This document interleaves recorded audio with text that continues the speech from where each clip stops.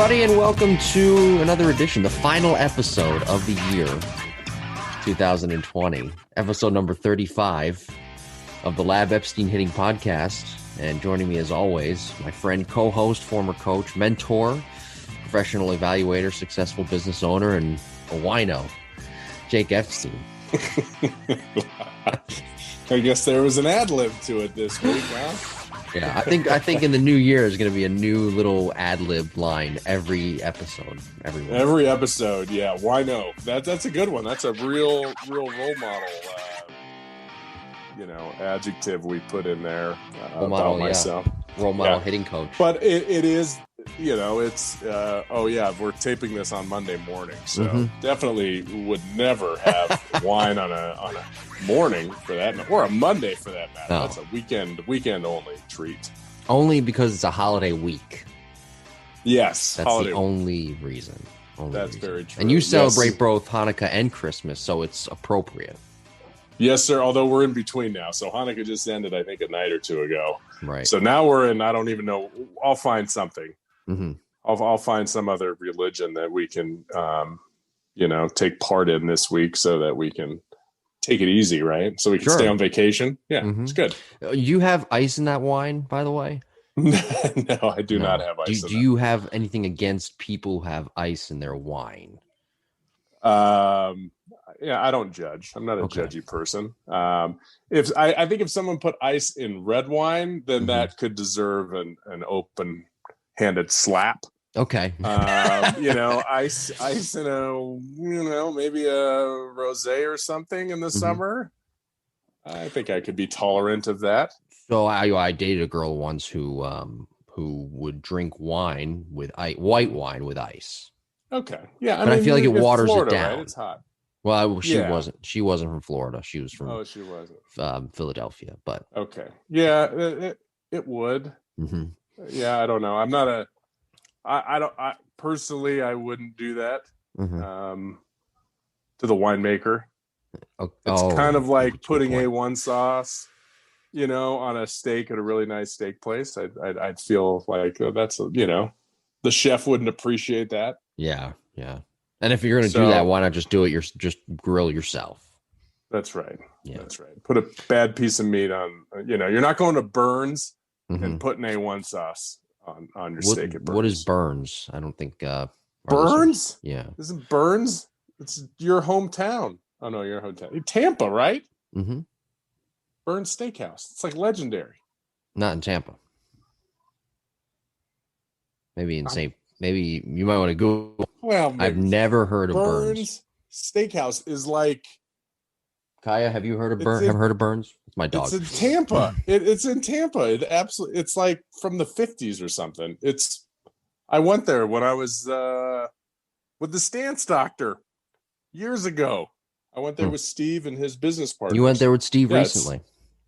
No, it was probably 8 years ago, somewhere around there. Burns is the best. Burns is like it's on TV network all the time, or Food Network all the time. The Food Network. You watch? Yeah, you need to go to Burns.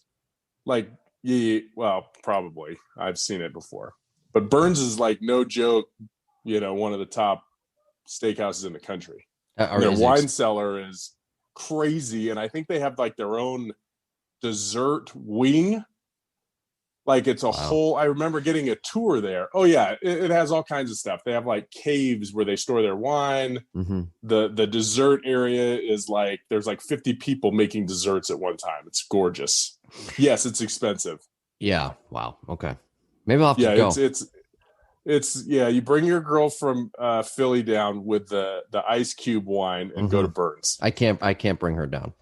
Okay, we'll find somebody else. She drinks because she drinks her wine with ice. You can't do that. That's right. You can't take her to Burns. No, she's not going to Burns if she does the ice with the wine. No way.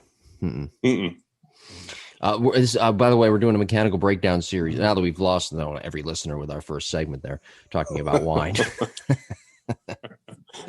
Episode number 35 of our podcast here, Mechanical Breakdown Series, Volume 6. It's again the final episode of the year.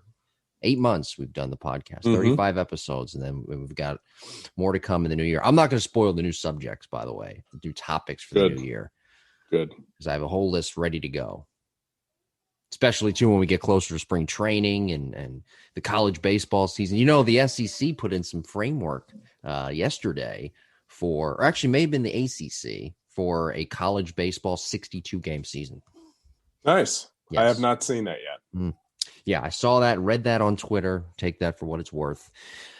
Yesterday, I think it was. And they have a framework ready to go. So sweet. Should be good. We're going to be playing baseball. Yeah, I can't wait. Hey, who's the best? I'm putting you on the spot here, but who's the best free agent hitter on the market? I say LeMahieu, and you and I have had debate about LeMahieu before and what he might be worth. And if you don't believe me, I just ask Bo Bichette, who came out this week and said he's one of the best hitters in baseball. I mean, I don't want to be the one to tell you, right, that I told you so. Not you, but everybody who says you don't know what you're talking about. Enlighten me on some other names that are out there. Off the top of my head, LeMahieu's kind of the only, and Trevor Bauer's not a very good hitter, so I won't be able to put him on the list. No, he probably thinks he's a really good hitter, but he's really not. He knows what he's good at. That dude's crazy good. Marcus Semien, Didi Gregorius. They're two free agents. Okay. Chris Bryant, who could be on the move. Kyle Schwarber, just DFA'd. Albert Almora. Probably, Yeah, this is quite the question you posed to me. Yeah. Yeah, I'll say I'm going to go out on a limb and say DJ LeMahieu's probably the best hitter on the market. Okay. All right, hold on. You know what? Well, let me ask you, though. All right. Is he one of the best hitters right now in all of baseball? Do you agree with Mr. Bichette? Bo Bichette. Call him Mr. That's a good question. That's a good question. Is he? Yeah, I definitely think he is. Especially all-around hitter, for sure. Okay. For sure. I mean, you put him in a Yankee lineup. I'm forgetting a guy, by the way, but go ahead. He's going to be even better. He's going to be even better in a Yankee lineup. Okay. Yeah. You put him in a lineup where you can't hide him. Mm-hmm. Meaning he's the dude. It'll be a little bit different. You put him in a park that maybe isn't as conducive to a right center field hitter. Mm-hmm. I think he would be. I think it would be silly for him not to re-sign with the Yankees. Mm-hmm. I mean, money is money, but that is a perfect fit for him. Yeah. Based on his mentality, he's a really even keel guy. Mm-hmm. He's fine in the big market. You've already seen he's not going to freak out. So you could pay him more just for that, knowing that he's going to perform there. Mm-hmm. The dude can hit. He can hit to all fields. He can hit all pitches. You're not depending on him to drive in 100 runs. Yeah. And if you were to put him in a situation where, hey, you're the guy that's got to drive in 100 runs, he's not that hitter. He needs to be surrounded by good hitters. And he always has been. He's always been surrounded by good hitters here in Colorado, too, before he was in New York. So just for more context, I agree with everything you just said, by the way. But just for more context, I want to add some hitters there that I'm an idiot and I should have brought up, but I didn't. Yeah. George Springer, he's free agent. Oh, yeah. And this one, I can't believe I forgot this one because he's one of my favorite players. JT Realmuto. Mm-hmm. Justin Turner. By the way, Tanaka's a free agent, which is kind of surprising. Yadier Molina, Nelson Cruz, Marcell Ozuna, Andrelton Simmons, Michael Brantley. He's another guy. Mm-hmm. I don't know. I mentioned all those names. There's some good hitters in there. I mentioned all those names, but I would say that DJ LeMahieu, definitely in the top 4 of those guys, I would think. Top 4 in terms of consistency. Top 3. Yeah. I mean, Nelson Cruz jumps off the page to me, but he's in great shape, but he's older, Yeah. But that guy, I mean, for the last 10 years, he's been one of my favorite hitters in all of baseball. He drives in a ton of runs, hits balls to all fields. Yeah. He's a very simple approach. He does not a lot of risk to his swing. So, yeah, I would say those are the top 2. Yeah, I agree. Definitely. I tweeted and I like Springer too, but Springer brings other aspects to, he's a good clubhouse guy and he's a great center fielder. So that's a little bit, that's a different, but if I was going to plug somebody into my lineup, I think LeMahieu would be a guy I'd plug into the lineup. Where do you think Springer's going to go? There's an interesting little proposition there. I don't know. Was it New York? The Mets looking at him? Maybe. Yeah, could be.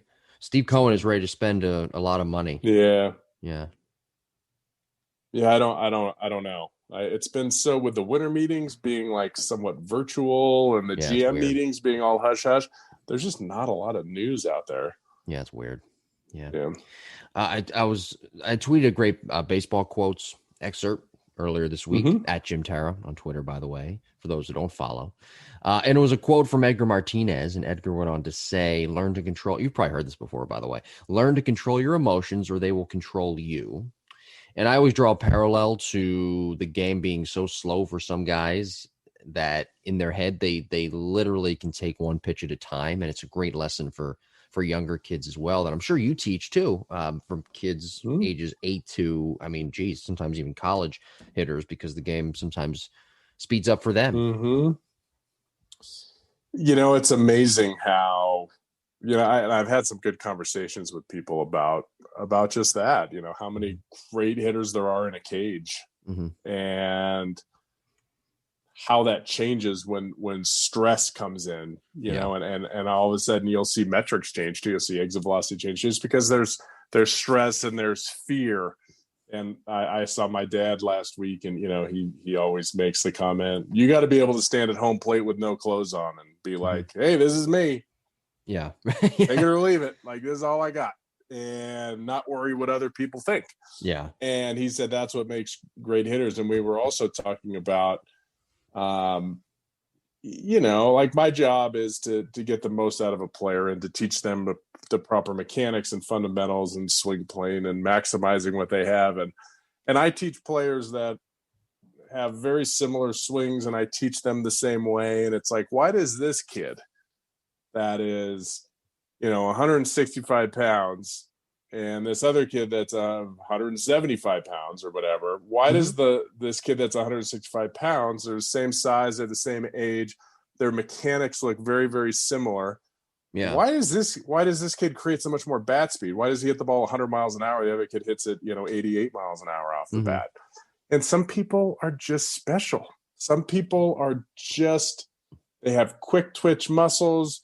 You know, it's, you know, when people say, oh, you can't teach, you know, I'm trying to think of, you can't make a big leaguer like they're born, you know, some people say, and to some degree, I'm like, yeah, some degrees, some guys are just freaks. Right. And they move in special ways, and they see the ball in special ways, and their depth perception is better than everyone else, and their tracking abilities are better than everyone else. And you know what? They move faster than everyone else, even though they might train the same way. So it's very frustrating for some players that just don't have that extra special God-given talent, even though you look at them on video and you say, wow, that's a great swing. And you look at them in games and they get hits left and right. Yeah. And I sit there and I'll say, there's no other place we can gain energy. There's no other place we can gain more bat speed. Yeah. You got to put on 30 pounds of muscle. That's the only way we're going to see increases. And then they'll look at me and say, well, what about this kid? I weigh more than him. I'm stronger than him. And he hits the ball 10 miles an hour harder. And I'm I got no answer for you. Right. You know, and so it's, I don't know. There are special people out there that can do things that normal people can't.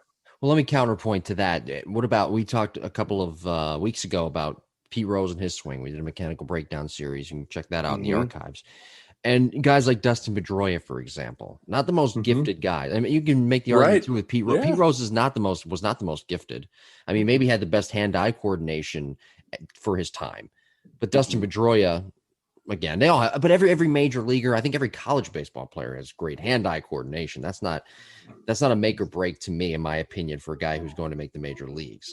But Dustin Pedroia didn't have that God-given freakish type ability, but he made it to the major leagues, and he had a really good, well, I say had because he's supposed to retire, but he had a career. He did. And there's a guy that's like, he's a gamer. Yeah. You know, he wasn't a stats guy. He wasn't he hits the ball 110 miles an hour off the bat, right? Right. Pedroia got hits. Yeah. You know, I mean, he got hits. He would fight off pitches. He did pitches at his neck. He did pitches at his shins because he was a gamer. He was an intense competitor. He would hit home runs, but it's not like he was hitting home runs, 450 feet. Because he wasn't that type of physical athlete, but he had those intangibles that you just, you can't make those things. Yeah. If you brought his stats and his game up to research and development departments, not analytic departments, research and development analysts and departments in Major League Baseball, they'd all tell you that he doesn't have, there's nothing there. But I mean, a counterpoint, you're right. Counterpoint with with scouts would be completely different. I mean, they would be on two opposite ends of the spectrum, both departments, the scouting and research and development in analyzing and talking about Dustin Pedroia and evaluating his talent. And that's where it comes into, like even now with college, the recruiting problems that all these colleges are having because they can't be on the recruiting trail. And all they're going with is, a video feed of a showcase and some pocket radar stats of how hard they hit it off a tee and pitchers, how hard they're throwing. They don't know. Great. I'm glad that pitcher throws 92 miles an hour, but he hasn't thrown any strikes this inning. Yeah. He threw 3 balls to the backstop because he looks like he's out of control. Or this hitter that, wow, he ranked really high among his peers, when we did the T-test or the, exit velocity test, but, he's 0 for 9 in this line. Well, and they're not able to see how they move. And it's very, very difficult recruiting that way without seeing people. And sometimes that's what Major League Baseball is doing by not having those scouts there in person, whether they're advanced scouts or they're just amateur scouts out there. And they're just saying, okay, well, this guy, puts up some numbers, but those intangibles, that's what's so great about college baseball is these guys get 3 years, to develop into men, to become leaders, to figure out what kind of work ethic they have. And then all of a sudden as a scout, you can go into a college program and say, what kind of person is this? Is this, what time does he get here to hit? Does he get here early? Does he just show up? Does he stay extra? Does he have team meetings? Does he create more conversations? Does he make players around him better? Or does he stick to himself? Those are things that you only know if you know the person and not necessarily the actual, quote unquote number. Yeah. I remember reading a story about Derek Jeter and how a scout was in his car and he was hiding that car and watching Jeter from the woods. Jeter didn't know that he was being watched at the time. And this was, I think, during a practice or a pregame. And he wanted to see how Jeter interacted without all the eyes on him. And he passed all the tests. And you don't get that really right now. We're, college baseball, Major League Baseball, you're not getting that because of the video scouting that's going on right now. And really the showcases too. I mean, everybody can show up for a showcase and be great. But I mean, if I was a scout, I'm just throwing this out there as a scenario. If I'm a scout and I'm watching, because I'm not, and you and I have talked about this, I'm not big on previous episodes. I'm not big on drafting first or second or third rounders, high school hitters. I'd rather stick with the college hitter type guy. Or a high school type pitcher. But if I am going to look at a high school hitter, if I'm a scout, an amateur scout, one of the first things I'm doing, I am emailing his teachers. I'm emailing the principal of that high school. I'm emailing the athletic director. I want to know everything there is to know about this kid. I don't want to just watch him play. I want to be the eyes in the woods, the Jeter eyes in the woods, if you will, if I'm an amateur scout looking at some of these players. And you don't get that with the showcases is my point.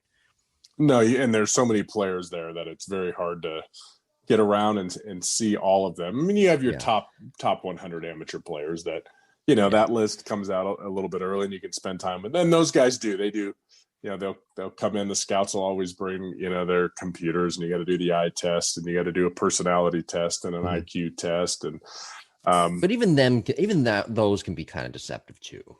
Yeah. If you're not a good test taker, then, that's how. Then you end up going to LaSalle. That's fine. Exactly. There's a place for everyone. That's right. There's a fit for everybody.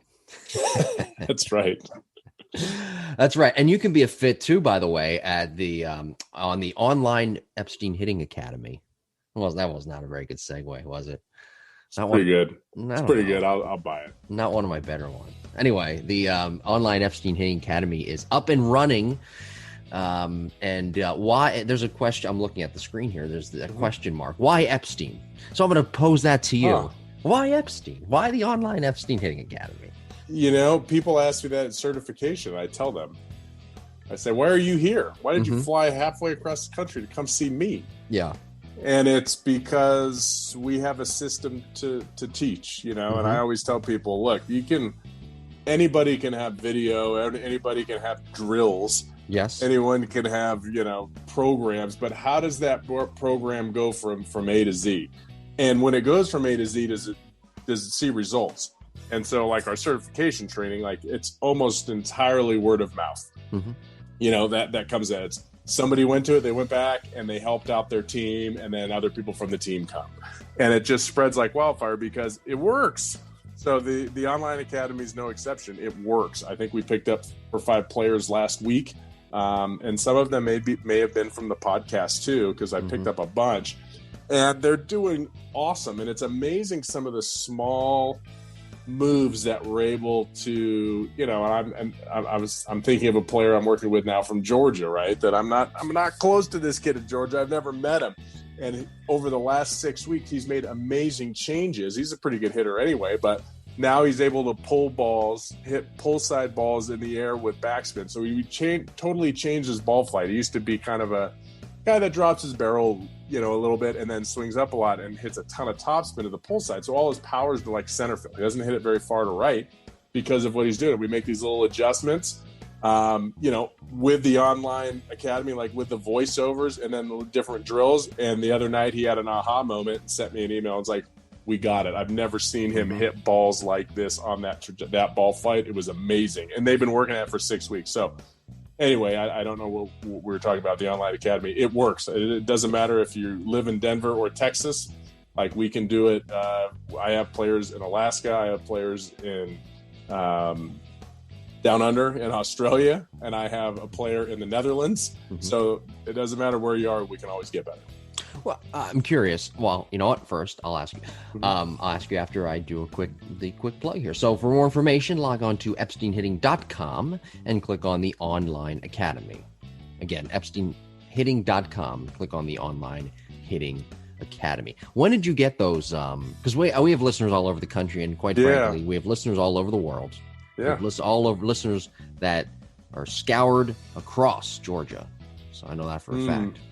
Yeah. When did you get the Netherlands and Australia hitter? When did they sign up? I'm curious. Australia's been with me for a little while, so he's probably been at it. He just signed to play college baseball here in the States. So where's he going to play? I can't remember the name of the school. It's not University of Missouri, but it's a school, I believe, in Missouri. Is it St. Louis University, maybe? Well, if he's listening, email us. JimboPodcast21@gmail.com. There you go. Yeah. So Hawk's been, I probably, a year and a half or so he's been with me in the academy. Netherlands is new. Oh, hey, you know who you got that from? There's a new, I think I have 3, but one just signed up probably within the last 3 weeks or so. And you think I would it's probably because of you, Jim. It was because of that plug. From the podcast. www.epsteinhitting.com. Yeah. Click on Online Academy. So you got it down. It's I think because it's from the podcast, or maybe you're part of the reason. We do have a listeners in the Netherlands. We do. Actually, one of my certified instructors is in the Netherlands. No kidding. Wow. Yeah, Brian Farley. He great guy, great baseball guy. Went to Vanderbilt. Played in the I'm probably going to get this wrong. I think it was like Red Sox organization for a couple of years. Went and played for the Dutch national team.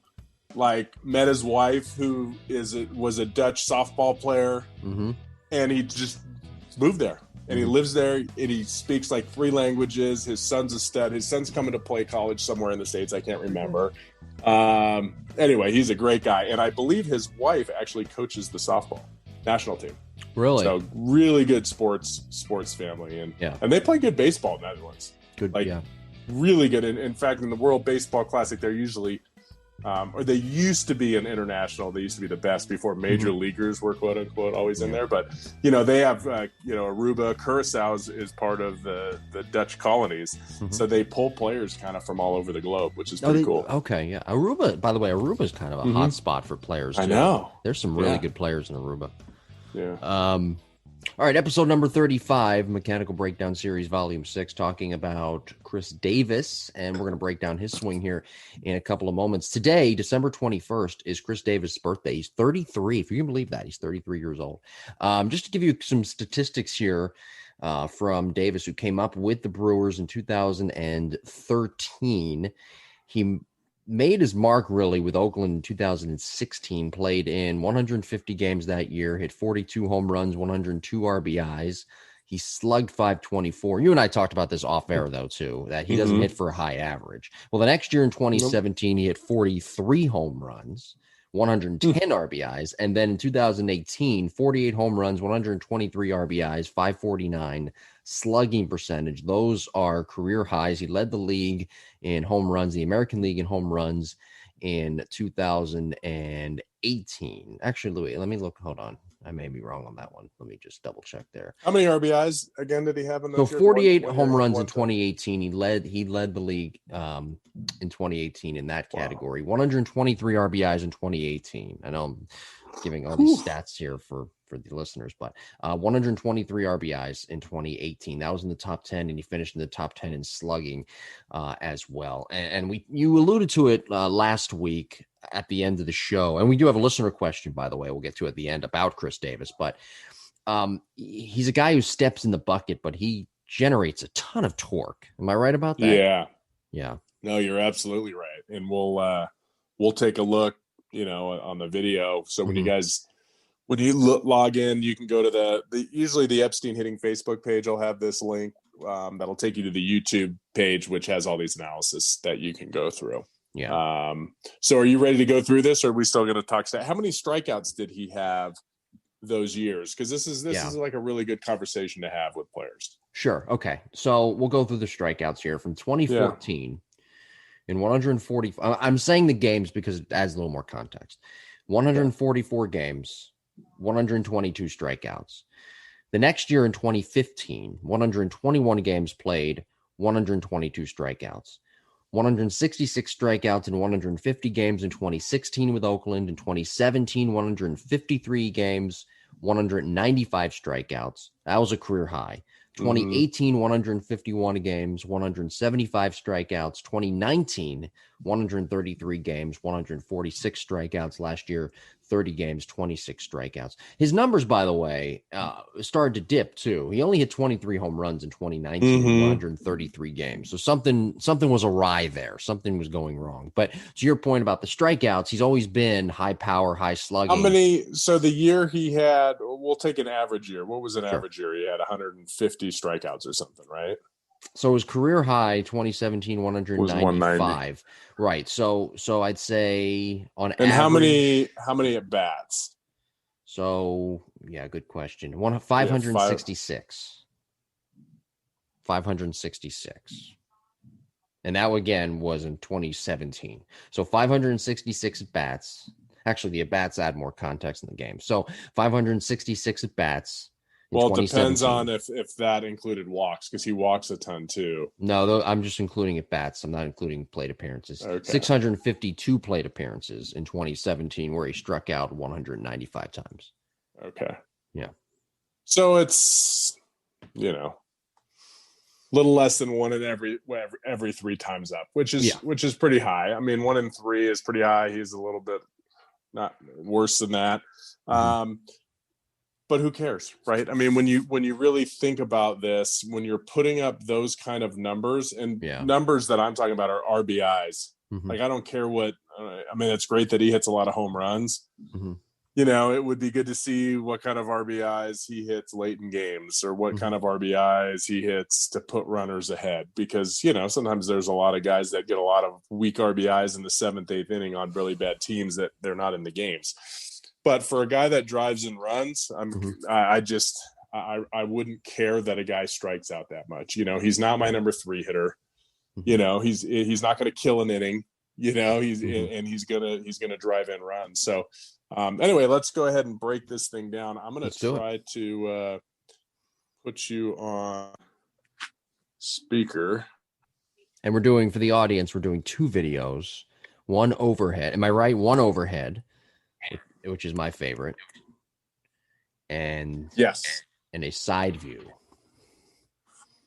as well. Yep. So as we get going here, you'll see on the left is the overhead view in Tampa, which is great. Mm-hmm. Okay. On the right is the same swing. So this is the cool part, is we got the same swing. We got a side view and an overhead view. So let's start with the overhead view, because it gives us a good idea of his toe line. So typically we talk about players, and this, this view is kind of funky, because if we look at these, the batter's box lines, they're kind of not parallel to each other. Okay, so I think it's kind of a distorted view a little bit. But if we look at his toe line, if I draw this line parallel to the inside corner of the plate, okay, typically you want your stride to be, your toe line to be parallel to that white line, or even closer to the white line. If we look at him and I play this through, you can see how far to the left his toe line ends up. Okay, that's a lot. Now, what is this look? He looks like a golfer in this position. His hands are way behind his body, which is not the normal. Okay, even players that don't open their stance, typically their hands are going to be more behind their head, in a straight line behind their head, not behind like the middle of his back. Mm-hmm. So that's crazy. He creates a ton of torque. If we look here on the right and I bring him to his torque position in heel plant, you can see in his jersey how much he winds his body. Now, if we go here and we say, okay, his chest is facing about there and his hips are facing about here, it reads 42 degrees. 42 is pretty much the highest that I see. Baez 42 degrees sometimes, Donaldson 42 degrees. Okay, This is a lot. Most players are 30 to 40. Like did we look at Correa? We have not done one yet. We could in the new year, but we've done Harper. We've done Harper. Who else? We did. We did Harper Rose. We did Torkelson. Yeah. Right.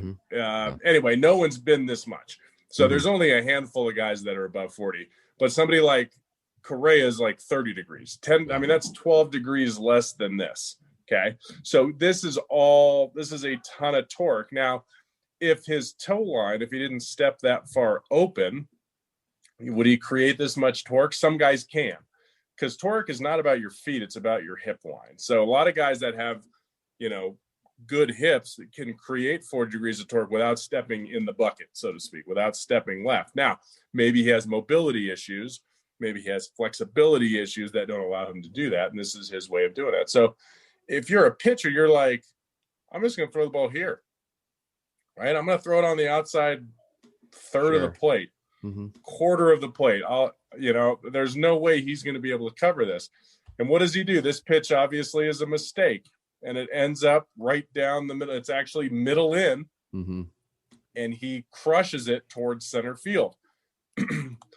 And it comes back to the conversations we've had about pitchers aren't perfect.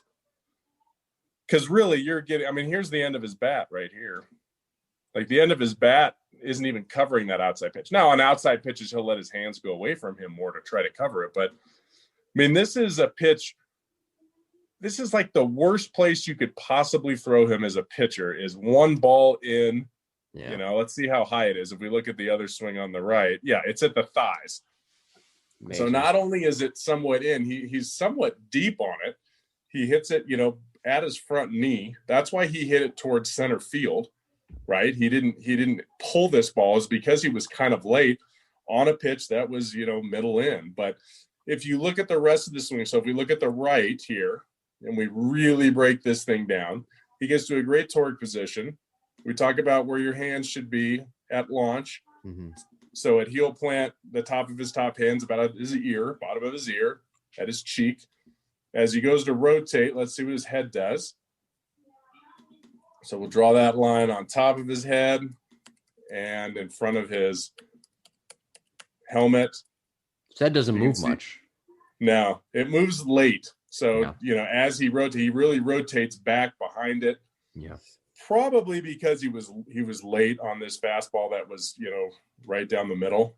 Yeah. And if we look at his swing plane, so let's check this out. So we're going to be able to see why he struggles in the average department. Okay. So we're looking at his swing on the right, his side view. If I draw a line on this pitch coming in, it looks like it's coming in at about 4 or 5 degrees.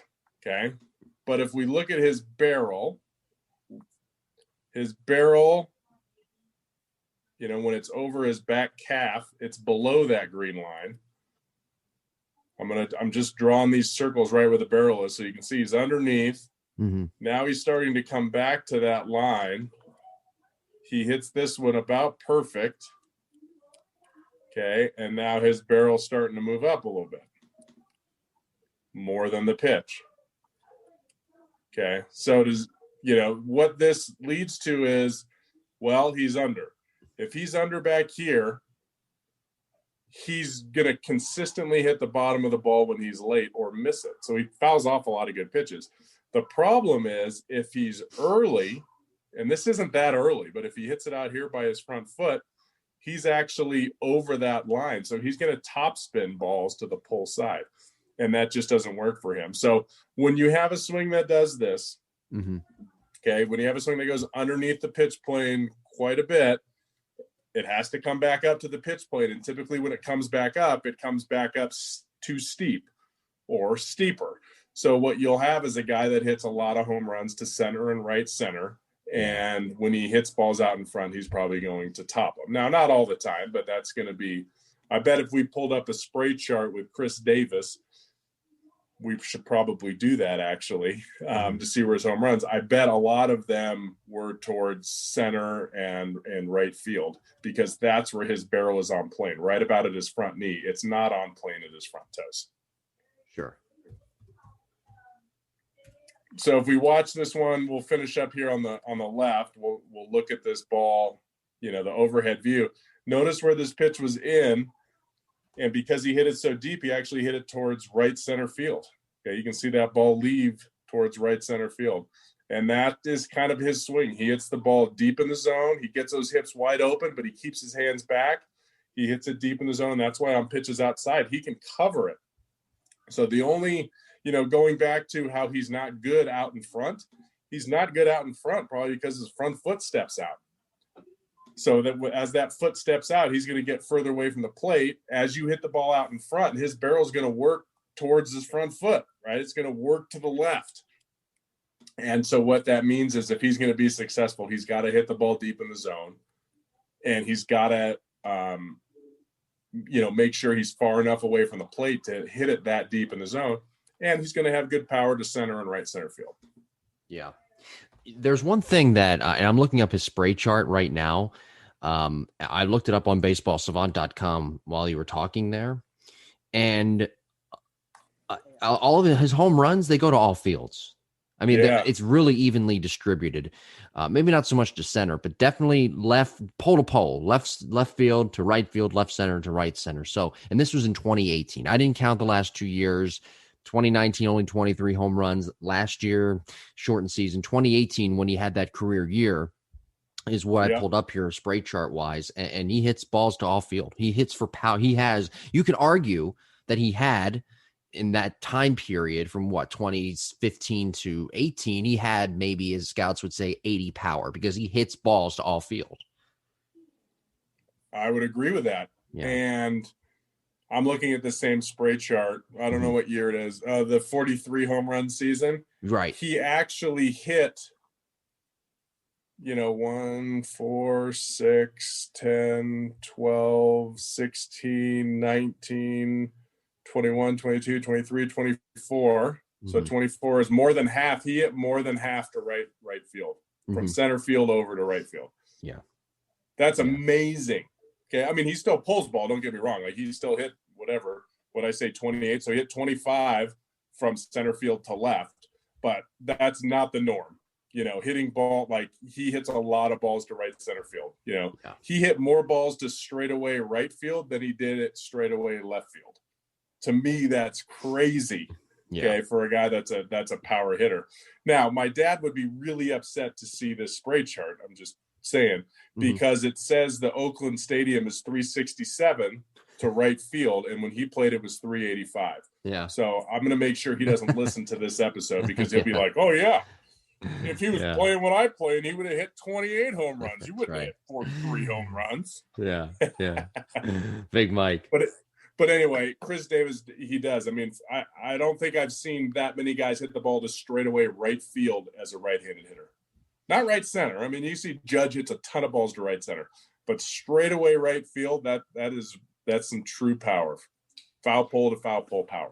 I want to bring up a point about that I wrote down when you were analyzing his swing and the pitch being pretty much right down the middle, maybe slightly couple of inches inside, but he hit it really late, but he still got on plane with the pitch, got good extension, got that bat whip through. Is that a product of, and I'm looking at it right now, is that a product of his bat lag, his ability to stay connected? Because he does stay connected on this pitch. His timing's just a little bit off. I attribute it, though, to how strong his wrist and forearms are. I mean, you can't really, again, good torque, everything's in line. Good torque, good connection, good bat lag, releases the barrel at the right time. But his wrist strength is incredible, no? It must be. Yeah. I'm looking at that. I mean, he didn't stay on plane that much now because he didn't need to. He was late. He hit it late. He hit it, and then his barrel just kind of went up and out of the way. But no, his swing is good. Yeah, for somebody to hit a ball that deep and hit it that far, right? Because your length of stroke is shorter. It's 8 inches shorter, so it's not getting the full release of the barrel. It's a guy that just creates a ton of bat speed. It could be his wrists, it could be his forearms, it could be how much torque he had and how much rotational velocity he creates with his hands. But yeah, it is that's impressive for guys, and some guys can do it, some guys can't. I mean, it's just it's really weird when guys have that kind of opposite field power. And we see a ton more opposite field power now because either A, guys are stronger, B, the fields are shorter, and or C, the balls are harder. So it's kind of a perfect combination of, used to, when you hit a ball to opposite field, that was like Bonds or Griffey would hit balls to the opposite field for home runs. You didn't see a lot of just kind of regular guys. You wouldn't see DJ LeMahieu hit a home run to the opposite field. 15 years ago, you just did it. 20 years ago, you definitely didn't do it. So you'd see Willie Mays do it, or Hank Aaron maybe. But for the most part, you guys pulled home runs because you create more power the longer that swing has to, create energy out in front. So there's something with him, and I don't know a lot about him. I don't know why the Brewers got rid of him. I don't know. I know he played at Cal State Fullerton. I don't know how great he was at Cal State Fullerton. Was he a late bloomer? Was it something that he changed his swing completely? What is his deal? I really would love to kind of figure that out more because I don't know. Well, that's a good question, and I'm not sure if he was a late bloomer. He was drafted out of high school in 2006, so I don't know if he was a late bloomer. Maybe he was. I don't know. I'm trying to look up his collegiate statistics here. I also, though, I looked up on YouTube there, Khris Davis with the Brewers. I wanted to see if he made how mechanically different he was from his time with the Brewers to the Athletics. Right. His hands were a little bit higher with the Brewers, and he lowered them with the Athletics. Why was that, do you think? Oh, no idea. But his hands are low. Yeah. He's not a high hand guy. Anyway, hey, I found his college stats. So his senior year, he hit 328 with 16 bombs. Yeah. That's a pretty good year. The year before, he hit 270 with 4 bombs. And his freshman year, and he had 125 at bats. He didn't, he hit 256. So, Nothing crazy. I'm looking at the Brewers. Did he have any? He hit 22 home runs in A ball in the Midwest League, and hit 280. He hit 309 in the Florida State League. Like he must have been some kind of trade because he was never bad. Yeah. One thing I want to go back in AAA, he hit 310. He hit 383 in AA. He hit with 20 plus home runs. So, yeah. Something happened. I'm sorry. Those stats are wrong. I'm sorry. Which he was terrible. No, I'm just kidding. Those were RBIs. Those are RBIs. So he only hit 8 home runs and 4 home runs. Okay. Yeah. So he didn't have nearly the power. I'm amazed by the way he can wind up his body. I'm obsessed with his torque. He's not a big stride guy, kind of like you said, step in the bucket, but sort of very. If he straightens that stride out, that step out, it's just kind of a simple stride where he lands open and But I don't know. He has plenty of play coverage. Yeah. It's not a bad thing. I'm not saying it's not a bad. It's not a bad thing. No, it's just a weird. The reason we're looking at it is because it's different, and not everybody's the same. And you know what? Maybe he's the guy that just steps out, and no matter what anybody did, he was going to step out. So he found a way to step out and still be successful. Now you can step out as much as you want, and you can open up your hips as much as you want, as long as you keep your hands back. And that's the one thing he does really well. That's why his torque is so big. He keeps his hands and shoulders back. Yeah. Really well. So no, he had, actually he got brought up. I'm looking at, he played in the big leagues in 2015 with the Brewers, hit 27 home runs. So I'm not sure if it was a trade or what. We'll have to look at that after. Yeah. Well, because he can hit. He definitely has some hit ability. Yeah, I love the torque, and it's amazing how open he lands too. I mean, he don't care. I mean, he's just open and letting it go. I was gonna say he makes no bones about it. He opens up. He goes. Yeah. I don't know. He's got a nice swing. I'll say that. That's for sure. He does. And the only thing people wouldn't ever talk about him having a weird swing. Yeah. If he didn't step out. Like his hand path is pretty good. On this swing that we looked at, which is just one swing, right? He didn't quite get extended all the way. Maybe he was looking off speed. Yeah. And the guy threw a fastball right down the middle, one ball in, and he was a little bit late. And that's where he hit it. So we don't know the context of, the count or the different swings that he may have had that game. But the fact of the matter is, it's not a cookie cutter approach. Everybody has different. Now, I would love for him to hit 260 instead of 240. Like, could he get rid of 20 strikeouts a year, 30 strikeouts a year, and maybe 50 of those foul balls? Could he take 10 of those 50 and get hits? Yeah. Because of something he did. That's what I look at with a player. Because when I can see somebody that has, that hits for a very low average, but hits, meaning hits a lot of home runs, drives in a lot of runs, that's a hitter. Yeah. Okay, why does he hit for such a low average? Is it his approach? Is he giving away pitches? Well, he's definitely giving away pitches. So he's fouling off good. I guarantee you he's fouling off good pitches every day. Sure. And when you do that, that's where all of a sudden, instead of hitting that ball for a base hit, a single, double, triple home run, whatever, all of a sudden it's an 0-1 count. Now, all of a sudden, maybe we lose that at bat. Yeah. So that's how you flip averages and on base percentage and runs scored, is by having a swing that doesn't foul off good pitches. And by the way, just it's kind of a question. You can still give away pitches, but not strike out as much as he does. I mean, you could still just foul off pitches and then, whatever, ground out. But it's foul off good pitches. Right, and that's giving away. That's what I mean, giving away pitches. That's giving away. And you can take pitches. That's going to happen. You take pitches you're not looking for. It's the first at bat of a game. You're trying to figure out release point and the guy's speed and the lighting and all that kind of stuff. But there's guys that strike out because they have no clue. Right? They're just swinging out of their rear ends with 2 strikes, and they're not trying to slow things down and let the ball travel. They're still trying to hit jacks. There's guys that strike out because they're young and they can't hit breaking balls. So a lot of Latin players that are young, meaning, 20 years old in the minor leagues, they're trying to learn the game. They're trying to hit exactly. 90, So if they're sitting there getting ready to hit 90 and the guy throws them 2 breaking balls to start the at-bat, they're probably going to swing at those sliders if they're close. Yeah. So you have those, but it's big leaguers when you get good pitches, your first at bat or second at bat with a 1-0 count, you get a fastball that's belt high, thigh high, whatever, towards the middle part of the plate, and you foul it off. Yeah. Or you swing and usually they don't miss it. They'll foul it off because you had some kind of barrel dump or your timing was off because your rhythm was bad.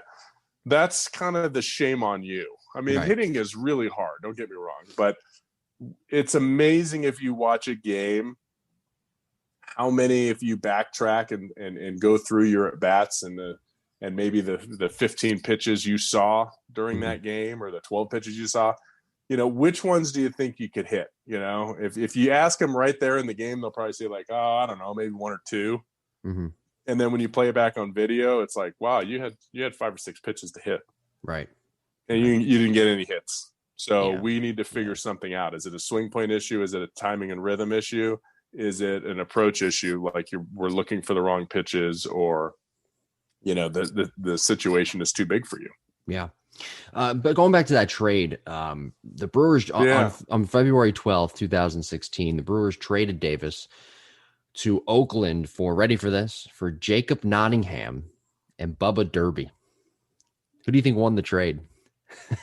Wow. Were they pitchers? Who's Nottingham? Nottingham. Well, you remember, I think you're thinking of Josh Willingham, maybe. Maybe. Yeah. Nottingham was a catcher.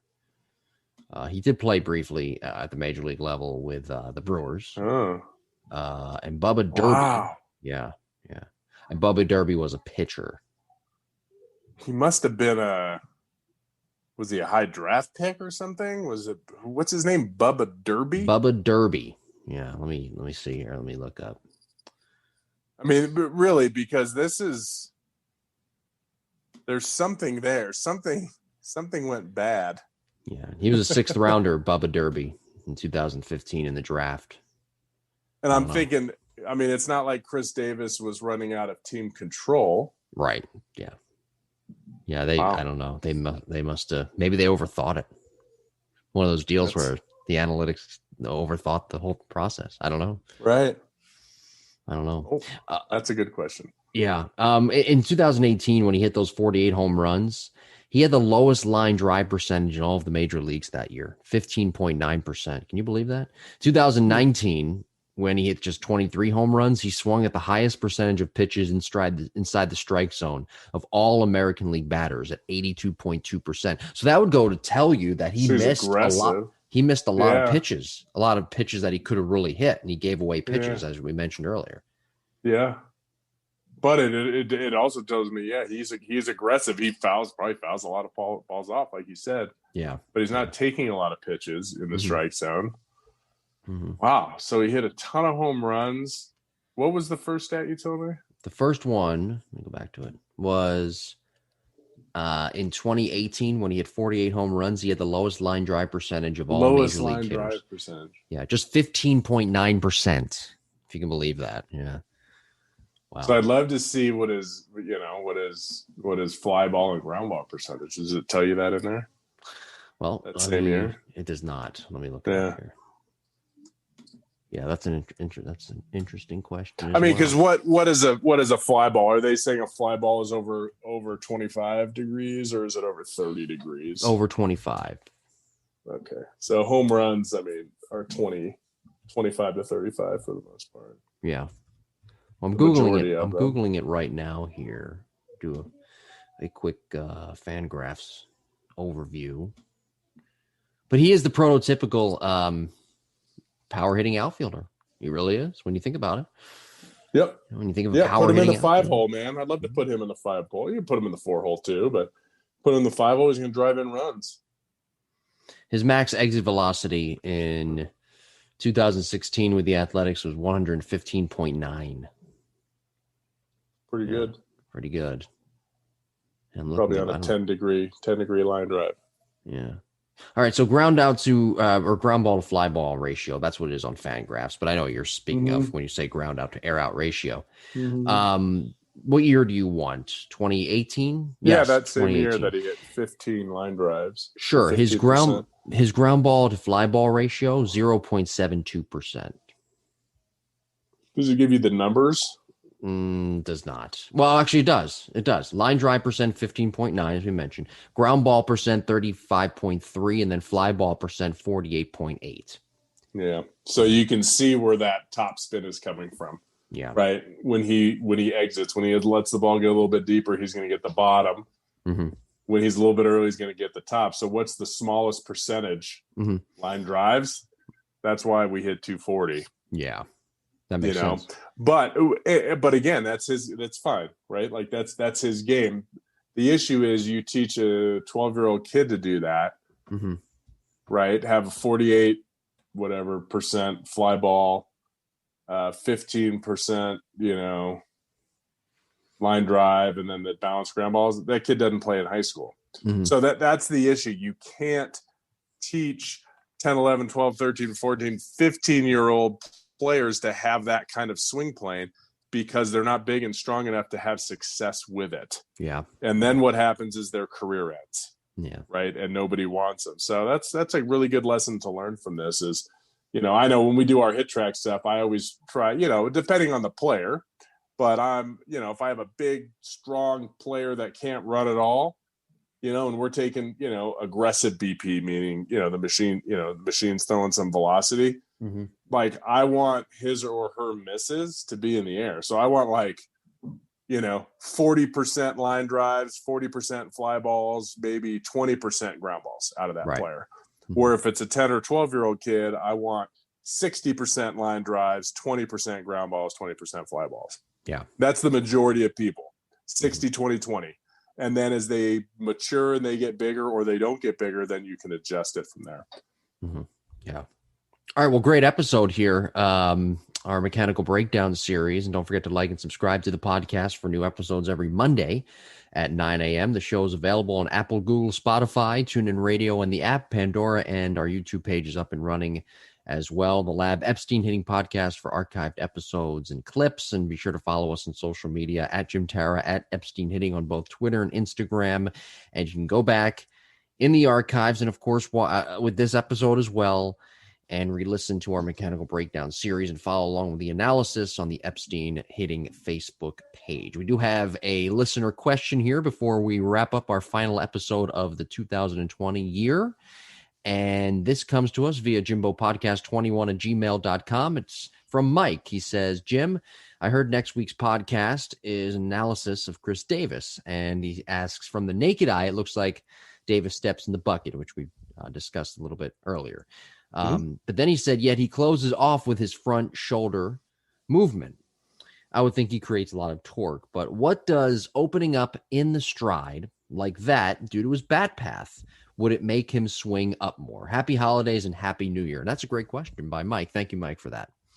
Yeah, good question, Mike. So typically, you're dead on with the front shoulder. The more you step out, the more you got to keep that front shoulder closed.